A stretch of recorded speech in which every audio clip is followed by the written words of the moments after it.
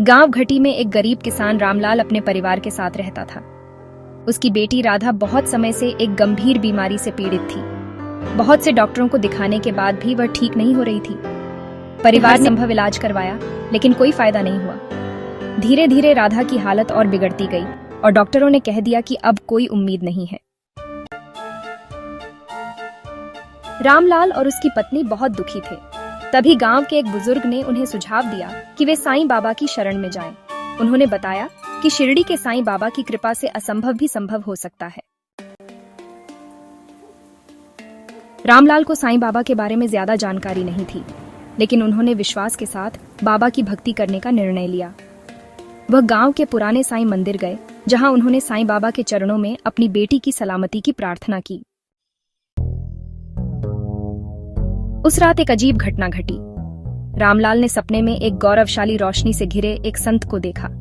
वह संत कोई और नहीं बल्कि साईं बाबा थे। बाबा ने उनसे कहा, डरो मत, तुम्हारी बेटी ठीक हो जाएगी। कल सुबह उसे मंदिर के जल से स्नान कराओ और उसे थोड़ा सा प्रसाद खिलाओ। मेरी कृपा से वह पूर्णतः स्वस्थ हो जाएगी। रामलाल की नींद खुली और उसने इस सपने को ईश्वर का संदेश समझा। अगली सुबह रामलाल ने साईं मंदिर से तुलसी मिला हुआ जल लाकर अपनी बेटी को स्नान कराया और प्रसाद खिलाया। जैसे ही राधा ने प्रसाद खाया, उसका चेहरा चमकने लगा और थोड़ी ही देर में वह धीरे धीरे उठकर बैठ गई। जो लड़की कई महीनों से बिस्तर पर पड़ी थी, वह अब खुद से चलने लगी। यह देखकर पूरा परिवार अचरज में पड़ गया। धीरे धीरे उसकी सेहत पूरी तरह से ठीक हो गई।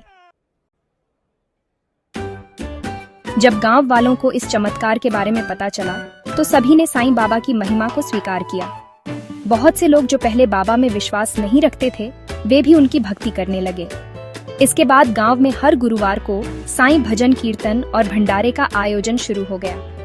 गांव वालों ने मिलकर एक नया साईं मंदिर भी बनवाया, जो आज भी वहां श्रद्धालुओं के लिए आस्था का केंद्र बना हुआ है। ये कहानी हमें सिखाती है कि सच्चे मन से की गई प्रार्थना कभी व्यर्थ नहीं जाती। साईं बाबा हमेशा अपने भक्तों की मदद करते हैं, बस उन पर अटूट श्रद्धा और विश्वास होना चाहिए। सबका मालिक एक।